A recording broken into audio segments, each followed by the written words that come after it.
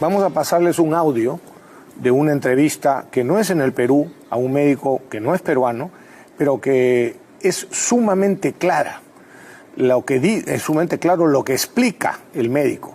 Y van a distinguir dos asuntos. Primero, cómo este médico cuenta y revela cómo la Organización Mundial de la Salud y una serie de sugerencias o indicaciones que dieron al principio, basados solamente en la experiencia china, que había hecho tres autopsias nada más de todos sus muertos supuestamente por COVID, y entonces basados en eso se sacaron una serie de protocolos médicos para tratar la enfermedad que han causado lamentablemente muchísimas muertes porque el protocolo estaba equivocado.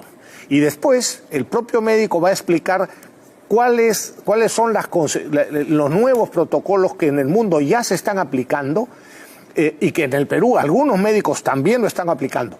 Ojalá, espero, que el Ministerio de Salud ya haya establecido oficialmente este protocolo, por lo menos de este tipo, como el que explica el doctor que vamos a escuchar, para los hospitales públicos.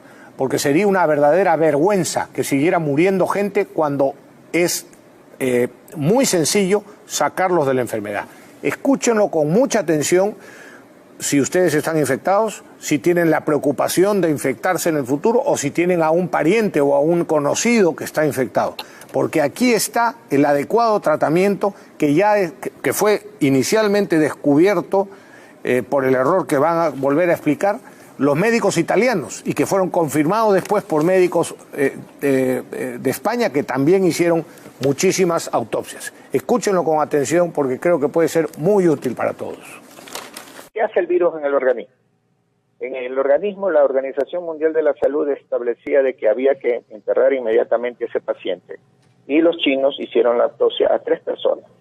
Con las 3 personas ellos sacaron sus conclusiones, que a la larga esas conclusiones las desbarataron los médicos italianos, los patólogos. Hicieron autopsias a 500 personas.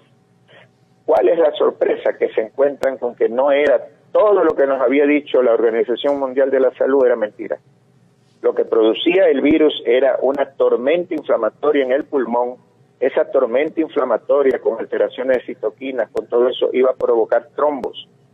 Esos trombos pequeñitos podían en un momento dado tapar las arterias y venas que iban hacia un segmento del pulmón. Ese segmento del pulmón es el que aparecía como zona neumónica y nos confundieron a los médicos porque nosotros creíamos que era neumonía, por eso que se pedían los respiradores cuando el respirador ahí no desempeña ningún papel.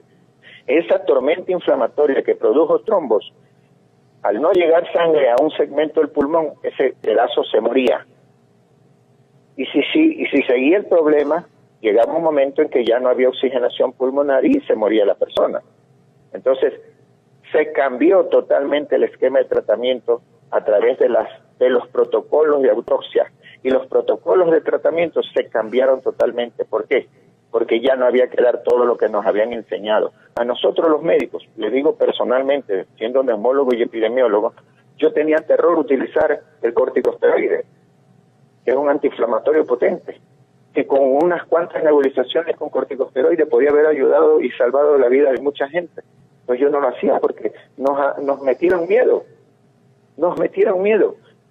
¿Qué otro remedio? Los antiagregantes plaquetarios, los que impidan que se formen los coágulos, que se formen los trombos. Jamás lo utilizamos nosotros, porque era una locura, dado lo que nos habían dicho. Y cuando se hace la autopsia se revela de que los antiagregantes plaquetarios salvan la vida porque en 2 días, en 12 horas desaparecen los trombos. Entonces, de esa manera Italia pudo tirar al tacho de la basura el esquema de tratamiento, los protocolos de tratamiento de la Organización Mundial de la Salud y aplicaron su propio protocolo en base a lo que encontraron en los muertos. Y le dieron anticoagulantes, le dieron antiinflamatorios, bastantes antibióticos, y en 24 horas cambió la historia de Italia.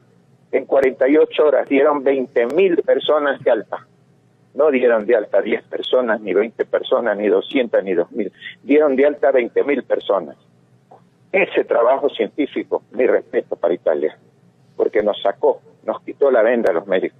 Y yo estoy mandando el tratamiento ahora en base a lo que hizo Italia. Cuando yo mando un tratamiento en casa, y para ir en orden, voy a explicar el tratamiento en casa para los pacientes sospechosos. Una pregunta antes de eso, doctor. Sí.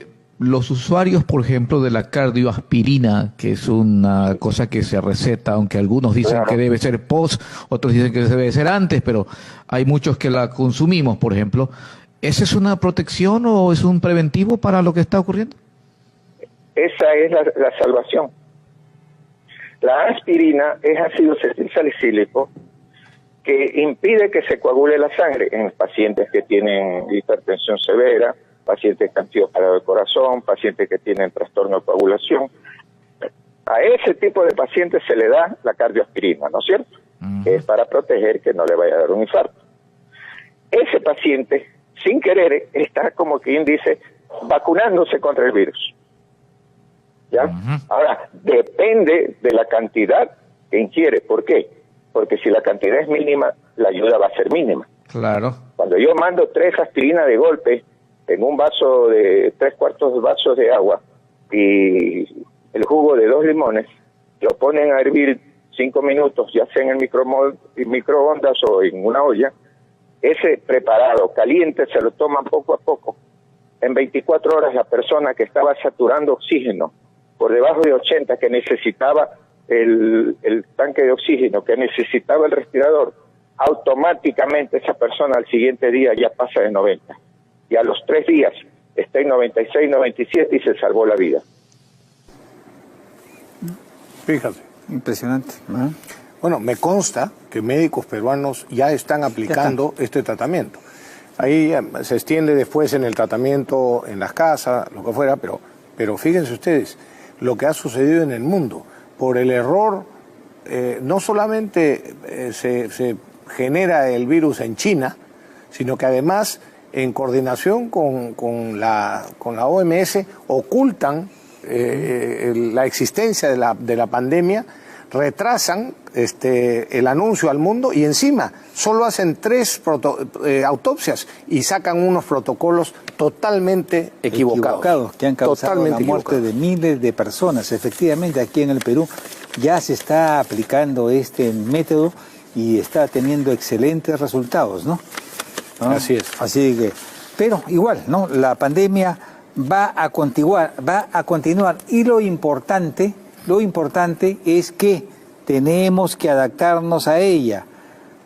Tenemos que evitar que nuestros hospitales colapsen más y tratar de salvar la mayor cantidad de vidas posibles para así impedir el quiebre de nuestra economía, que sería tan o más dañino que el mismo virus, ¿no?